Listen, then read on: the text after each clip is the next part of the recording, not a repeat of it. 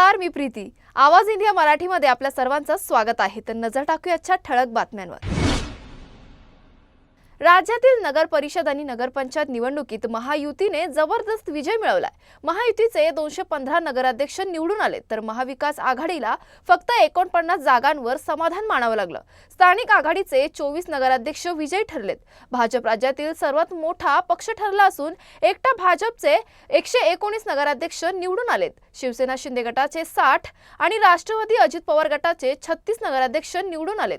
महाविकास आघाडीतील काँग्रेसचे 32 नगराध्यक्ष निवडून आले, तर शिवसेना ठाकरे गटाला केवळ 9 जागा मिळाल्या। महिला मतदारांच्या मोठ्या समर्थनामुळे लाडकी बहीण योजनेचा महायुतीला मोठा फायदा झालाय। भाजपच्या काटेकोर प्रचार नियोजनामुळे, बूथ पातळीवर मजबूत कामगिरीमुळे आणि लवचिक युती धोरणामुळे महायुतीला विजय मिळालाय। मुख्यमंत्री देवेंद्र फडणवीस यांनी थेट प्रचारात सहभाग घेतल्याने त्याचा देखील फायदा झालाय, तर उमेदवारांची मेरिटनुसार निवड यशाची आणखीन एक कारण ठरली आहे। विजयानंतर उपमुख्यमंत्री एकनाथ शिंदे यांनी विजयासाठी राज्यातील जनतेचे आभार मानले। एवढं मोठं यश शिवसेनेला मिळाले त्याबद्दल मतदारांना मी पुन्हा एकदा धन्यवाद देतो, असं ते म्हणाले। यावेळी बोलताना त्यांनी मविया आणि शिवसेना ठाकरे गटालाही चिमटे काढलेत। शिवसेनेचा स्ट्राईक रेट चांगला असल्याचं सांगत त्यांनी खरी शिवसेना कोणती हे मतदारांनी दाखवून दिल्याचा पुनरुच्चार करत ठाकरे गटाला डिवचलंय। महाविकास आघाडीची सगळ्यांची बेरीज पकडली तरी एकट्या शिवसेनेची बेरीज त्यांच्यापेक्षा जास्त आहे, असं शिंदे म्हणाले। खरी शिवसेना कोणाची हे मतदारांनी या निवडणुकीमध्ये दाखवून दिलं, असं म्हणत त्यांनी ठाकरे गटाला पुन्हा डिवचलं। खरी शिवसेना ही शिवसैनिकांची आहे, या महाराष्ट्रातल्या जनतेची आहे। काही लोकांना ही आपली मक्तेदारी वाटत होती, काही लोक मालक आणि नोकर समजत होते, पण शिवसेना हा कार्यकर्त्यांचा पक्ष आहे, कार्यकर्त्यांचा सन्मान करणारा पक्ष आहे। म्हणूनच इथे कोणी मालक नाही तर कोणी नोकर नाही, असं आम्ही सर्वच कार्यकर्ते आहोत, असं शिंदे म्हणाले। शिवसेना नेते संजय राऊत यांनी नगर परिषद आणि नगरपंचायत निवडणुकीत महायुतीला मिळालेल्या मोठ्या यशावर प्रश्न उपस्थित केला। ते म्हणाले की विधानसभेचे निकाल पाहता निवडणूक यंत्रणेत काही बदल झाले नाहीत। त्यांनी आरोप केला की मशीनची सेटिंग पूर्वीप्रमाणेच ठेवण्यात आली आहे आणि या आकडे निश्चित पद्धतीने ठरवले गेलेत। त्यानुसार भाजपने मशीन त्याच पद्धतीने फिट केली असून निकालांमध्ये काही बदल करणे आवश्यक होतं। त्याचबरोबर त्यांनी नगर परिषद निवडणुकीतील खर्चावरही टीका केली। संजय राऊत म्हणाले की 30 कोटींच्या बजेट असलेल्या नगरपालिकेसाठी भाजप आणि शिंदे गट प्रत्येकी 150 कोटी रुपये खर्च करतात। निवडणूक प्रचारासाठी चार्टर फ्लाइट्स आणि हेलिकॉप्टरचा वापर झालाय। या निवडणुकीत मुख्य स्पर्धा सत्ताधारी पक्षांमध्येच होती आणि पैशांचा प्रचंड वापर झाला होता। पालघर जिल्ह्यात महायुतीतील मित्रपक्ष भाजप आणि शिंदे गटाची शिवसेना अनेक नगर परिषदेच्या अध्यक्षपदासाठी एकमेकांविरुद्ध उभे राहिले। जिल्ह्यातील जवाहर आणि वाडा नगर परिषदेवर भाजपच्या उमेदवारांनी विजय मिळवला। महत्त्वाच्या मानल्या जाणाऱ्या पालघर आणि डहाणू नगर परिषदेवर शिवसेनेला मोठा विजय मिळाला। पालघर नगर परिषदेवर शिवसेनेचे उत्तम घरात विजयी झाले होते, तर डहाणू नगर परिषदेवर भाजपचे जिल्हाध्यक्ष भारत राजपूत पराजित झाले आणि शिवसेनेचे राजू विजयी ठरले। यापूर्वी जवाहर नगर परिषदेवर भाजपच्या पूजा उदयवंत आणि वाडा नगर पंचायतीवर भाजपच्या रीमा गांधी यांना विजय मिळाला। एकूण पाहता महायुतीतील तालमेल असूनही पालघर जिल्ह्यातील काही महत्त्वाच्या नगर परिषदेवर शिवसेनेने आपले वर्चस्व सिद्ध केले आहे, तर भाजपने काही भागांमध्ये आपला दबदबा कायम ठेवला आहे। महाराष्ट्र स्थानिक स्वराज्य संस्था निवडणूक 2025 चे निकाल समोर आले असून अनेक ठिकाणी जनतेचा कौल स्पष्ट झालाय। संगमनेरमध्ये काँग्रेसच्या महितली सत्यजित तांबे यांनी विजय मिळवला।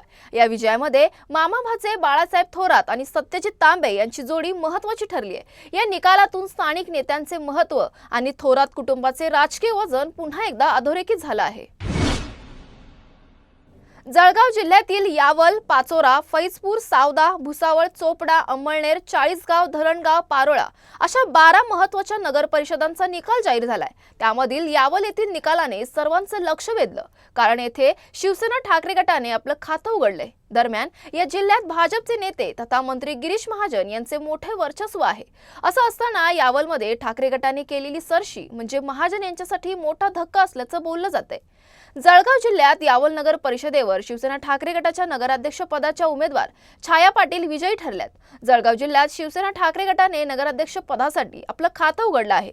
छाया पाटील यांनी भाजपच्या नगराध्यक्ष पदाच्या उमेदवार रोहिणी फेगडे यांचा पराभव केला आहे। यावल तालुक्यात शिवसेना ठाकरे गटाकडून भाजपला मोठा धक्का बसला आहे।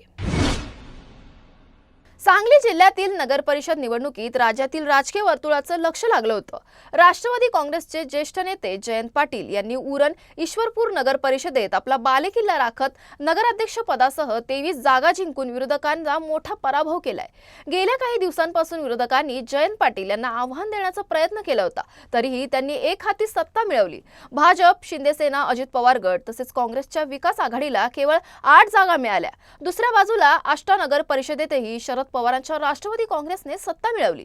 पलूस नगर परिषदेत काँग्रेसने आपले वर्चस्व कायम ठेवले असून भाजपला फक्त एका जागेवर विजय मिळाला, तर राष्ट्रवादी अजित पवार गटाला 4 जागा मिळाल्या। या नगर परिषदेत आमदार विश्वजित कदम यांचे वर्चस्व राहिले। शिराळा नगर परिषदेत महायुतीने 11 जागा जिंकल्या, तर राष्ट्रवादी काँग्रेसला 6 जागा मिळाल्या। नगराध्यक्ष पदासाठी महायुतीचे पृथ्वीसिंग नाईक 273 मतांनी विजयी झाले, तर नगर परिषदेत भाजपचे आमदार गोपीचंद पडळकर यांचा विजय झाला। आटपाडी नगर परिषदेत युटी जाधव यांनी माजी जिल्हा परिषद अध्यक्ष अमरसिंग बापू देशमुख आणि माजी समाज कल्याण सभापती ब्रह्मानंद पडळकर यांच्या साथीत एकहाती सत्ता मिळवली। तासगाव नगर परिषदेत स्वाभिमानी विकास आघाडीच्या विजया बाबूसो पाटील यांनी नगराध्यक्ष पद जिंकलं। या 24 जागांसाठीच्या निवडणुकीत स्वाभिमानी विकास आघाडीला 13 तर राष्ट्रवादी शरद पवार गटाला 11 जागा मिळाल्या, तर भाजप आणि अजित पवार यांची राष्ट्रवादी या गटाला उमेदवार पराभूत ठरले आहेत। औसा नगर परिषद निवडणुकीत अजित पवारांच्या नेतृत्वाखालील राष्ट्रवादी काँग्रेसने स्पष्ट वर्चस्व प्रस्थापित केले। एकूण 23 जागांपैकी 17 जागा राष्ट्रवादी काँग्रेसने जिंकल्यात, तर नगराध्यक्ष पदावरही त्यांचा उमेदवार परवीन नवाबुद्दीन शेख विजयी झाले। भाजपला 5 जागा मिळाल्या, तर शिंदे गटाच्या शिवसेनेला 1 जागा मिळाली। काँग्रेस यावेळी एकही जागा जिंकू शकली नाही। मागील निवडणुकीत मिळालेल्या 2 जागांवरून ती शून्यावर घसरली। उपमुख्यमंत्री अजित पवार यांच्या जाहीर सभेने आणि नेते अफसर शेख यांच्या प्रचाराने राष्ट्रवादी काँग्रेसने भाजपसमोर थेट आव्हान उभं केलं होतं, ज्यामुळे भाजपचे औसा आमदार अभिमन्यू पवार यांना धक्का बसला होता। एकंदरीत या निकालामुळे औसा नगर परिषदेत राष्ट्रवादी काँग्रेसचा निर्णायक वर्चस्व प्रस्थापित झालंय, तर काँग्रेस पूर्णपणे मागे राहिली आहे। 2 डिसेंबर रोजी झालेल्या खेड नगर परिषद निवडणुकीत गृहराज्यमंत्री योगेश कदम यांच्या नेतृत्वाखालील महायुतीने सर्व 21 जागा जिंकून ऐतिहासिक आणि एकतर्फी विजय मिळवला आहे। या निकालामुळे महायुतीने सर्व जागांवर निर्विवाद वर्चस्व सिद्ध केलं। महाविकास आघाडीला या निवडणुकीत एकही जागा मिळवता आली नाही। या अभूतपूर्व विजयामुळे माधवी बुटाला नगराध्यक्ष पदावर विराजमान होणार आहेत। नगर परिषद आणि नगर पंचायतीच्या निवडणुकीत महायुतीची कामगिरी विशेष कौतुकास्पद मानली जात आहे।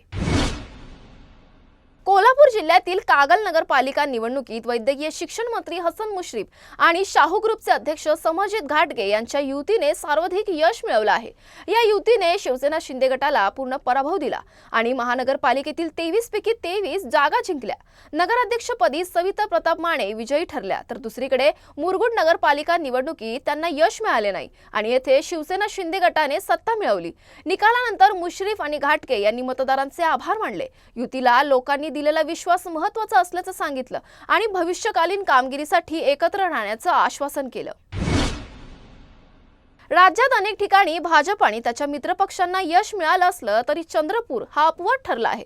चंद्रपूर जिल्ह्यातील 11 जागांपैकी काँग्रेसने 8 जागा जिंकून सत्ताधारी पक्षाला झोडपून टाकलंय, तर भाजप आणि शिंदेच्या शिवसेनेला प्रत्येकी फक्त एक जागा मिळाली असून 1 जागा अपक्षांकडे गेली आहे। काँग्रेस नेते विजय वडेट्टीवार यांनी यशाबद्दल प्रतिक्रिया देत म्हटलंय की चंद्रपूर हा पुरोगामी विचारांवर विश्वास ठेवणारा जिल्हा आहे आणि काँग्रेसच्या विचारांचा गड आहे। सर्व कार्यकर्त्यांच्या मेहनतीचा आणि जनतेच्या आशीर्वादाचा हा निकाल आहे। चंद्रपूरमध्ये टायगर अभी जिंदा आहे, असं वडेट्टीवार म्हणाले। नांदेड जिल्ह्यातील लोहा नगर परिषद निवडणुकीत भारतीय जनता पक्षाने एका कुटुंबातील 6 जणांना उमेदवारी दिल्याचा प्रकार चर्चेचा विषय ठरला होता। नगराध्यक्ष पदासाठी गजानन सूर्यवंशी, तर नगरसेवक पदासाठी त्यांची पत्नी गोदावरी सूर्यवंशी, भाऊ सचिन सूर्यवंशी, भावाची पत्नी सुप्रिया, मेहुणा युवराज वाघमारे आणि भाच्याची पत्नी रीना व्यवहारे या सर्वांना तिकीट देण्यात आली होती। मात्र जनतेने या सर्वांना नाकारलं असून घराणेशाहीला थारा नसल्याचं लोकांनी दाखवून दिलं। भाजपने एकाच घरातील 6 जणांना तिकीट दिल्याने जिल्ह्यात ही नगर परिषद चर्चेचा विषय बनली। इथे नगराध्यक्ष पदासाठी शरद पवारांच्या राष्ट्रवादीने विजय मिळवला आहे। ठाणे मुलुंड दरम्यान रोज प्रवास करणाऱ्या प्रवाशांसाठी दिलासादायक बातमी आहे। स्मार्ट सिटी मिशन अंतर्गत मंजूर झालेल्या या प्रकल्पाचे सुमारे 60% काम आधीच पूर्ण झालं आहे. मात्र खर्च वाढल्याने प्रकल्प रखडला होता. रखडलेल्या नवीन उपनगरीय रेल्वे स्टेशनच्या प्रकल्पाचा संपूर्ण खर्च आता केंद्र सरकार उचलणार आहे. खासदार नरेश म्हस्के यांच्या माहितीनुसार निधीचा प्रश्न सुटल्याने स्टेशनचे काम तात्काळ सुरू होणार आहे. केंद्रीय रेल्वे मंत्री अश्विनी वैष्णव यांनीही याला हिरवा कंदील दिलाय. हे स्टेशन सुरू झाल्यानंतर ठाणे आणि मुलुंड स्थानकावरील गर्दी कमी होऊन प्रवाशांचा वेळ वाचणार आहे. तुर्तास वेळ झाली आहे इथेच थांबण्याची. नवीन बातम्या बघण्यासाठी पाहत राहा आवाज इंडिया मराठी.